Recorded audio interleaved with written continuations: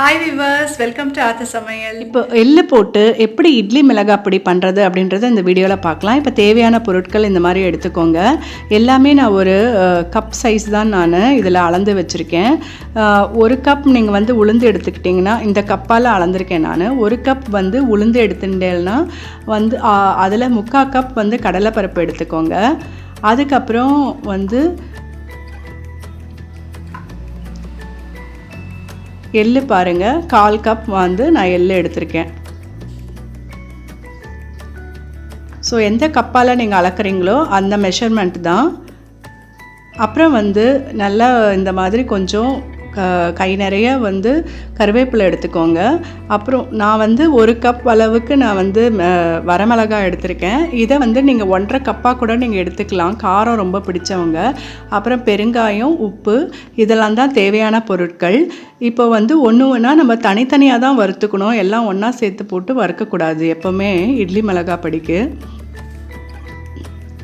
First கருவேப்பிலை போட்டு நல்லா நீங்கள் வறுத்து எடுத்துட்டுருணும்.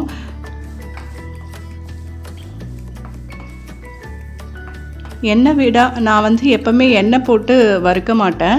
அது அரைக்கிறச்ச ஒரு சமயம் வந்து அந்த உருண்டை பதம் வந்துடும். அதனால் நான் வெறும் வாணலில் தான் வந்து நான் வந்து வறுத்து எடுப்பேன், எண்ணெய் சேர்க்க மாட்டேன். இப்போ பாருங்கள், கருவேப்பிலை நல்லா வந்து ஒரு மாதிரி முறுமுறுப்பாக இருக்கும் இல்லையா, அந்த அளவுக்கு வந்து கிறிஸ்பாக வந்து நல்லா வறுபட்டுருது. எக்காரணத்தை கொண்டு அந்த பச்சை இருக்கிற மாதிரி நீங்கள் இல்லாமல் பார்த்துக்கணும். நல்லா கொஞ்சம் வறுப்பட்டு நீங்கள் எடுத்து வச்சுட்டுருங்க. ஒவ்வொன்றா இப்போ நம்ம வறுத்து இந்த தட்டில் நம்ம வந்து சேர்த்துடலாம்.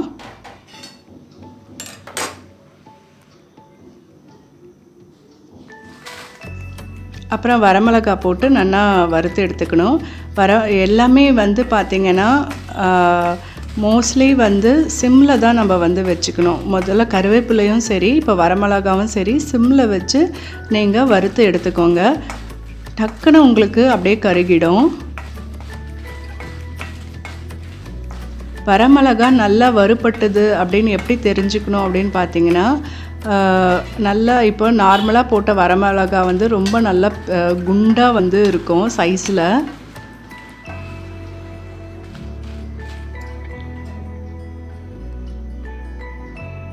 வரமிளகாவும் வறுத்து எடுத்தாச்சு. அடுத்து வந்து நம்ம வந்து கடலைப்பருப்பு, உளுந்து 1/1 போட்டு நல்லா வறுத்து எடுத்துக்கலாம்.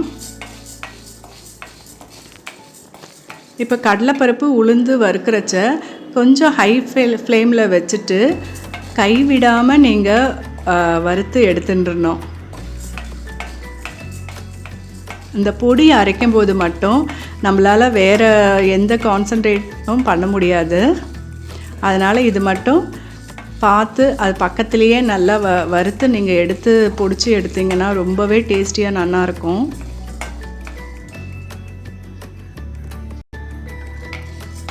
இப்போ பாருங்கள், நல்லா பொன்னிறமாக நம்ம வறுபட்டுருது கடலைப்பருப்பும்.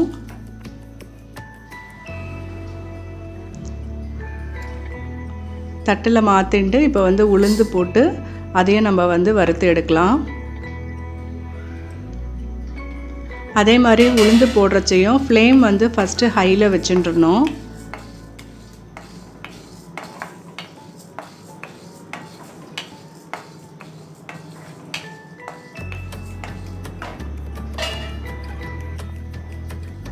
இப்போ பாருங்கள், நிறம் மாறுறது உங்களுக்கு நல்லா தெரியும். இதில் ஒயிட்டாக இருக்கிறது நல்லா அப்படியே பொன்னிறமாக மாறிடும். ஸோ அந்த அளவுக்கு நீங்கள் வறுத்து நீங்கள் எடுத்துட்டுருணும். நான் பண்ணுற மாதிரியே நீங்கள் பண்ணி நீங்கள் பிடிச்சி பார்த்தீங்கன்னா ரொம்ப டேஸ்டியாக நல்லாயிருக்கும். அதுவும் எள்ளு போட்டு அதை போட்டு அரைச்சி நீங்கள் எடுத்திங்கன்னா சாப்பிட்றச்ச ரொம்ப அந்த அரோமா ரொம்ப நல்லாயிருக்கும். நான் வந்து பெருங்காயத்தூள் வந்து வெறுமனை போட்டு நம்ம வறுக்க முடியாது, அதனால் உளுந்தோடு சேர்த்து ஆஃப் பண்ணிவிட்டு நான் வந்து இப்படி வறுக்கிறேன். நீங்கள் ஃப்ளேமில் வறுத்து எடுக்கக்கூடாது, ஆஃப் பண்ணிவிட்டு வறுத்து அதையும் நீங்கள் ஆற வச்சு தான் வந்து பொடிக்கணும். எள்ளு போட்டு நல்லா நம்ம வந்து வறுத்து எடுத்துக்கலாம். எள்ளு நல்லா வறுபட்டிருக்கிறதுக்கு எப்படி தெரிஞ்சுக்கணும் அப்படின்னு பார்த்தீங்கன்னா அது வந்து டப்பு டப்புன்னு வெடிக்க ஆரம்பிக்கும். அந்த ஸ்டேஜில் நீங்கள் எடுத்துடலாம்.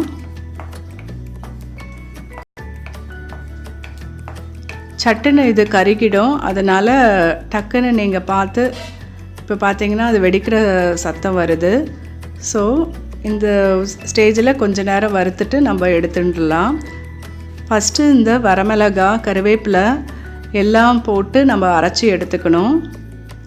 அப்போ தான் வந்து வரமிளகாய் நல்லா அரைப்பட்டிருக்கும்.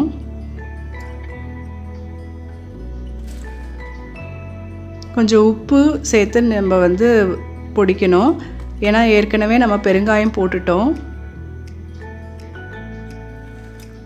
இந்த வரமிளகா நல்லா நமக்கு மசிய ஃபஸ்ட்டு வந்து பொடிச்சிடணும். அப்படி இல்லைன்னா திப்பி திப்பியாக இருக்கும். அது ஒரு சிலருக்கு ஒத்துக்காது.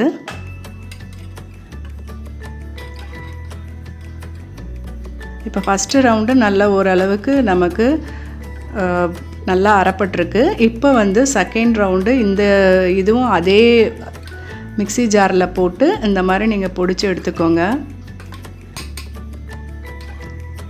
எவ்வளோ சூப்பராக இப்போ வந்து ரெடி ஆகிடுச்சு.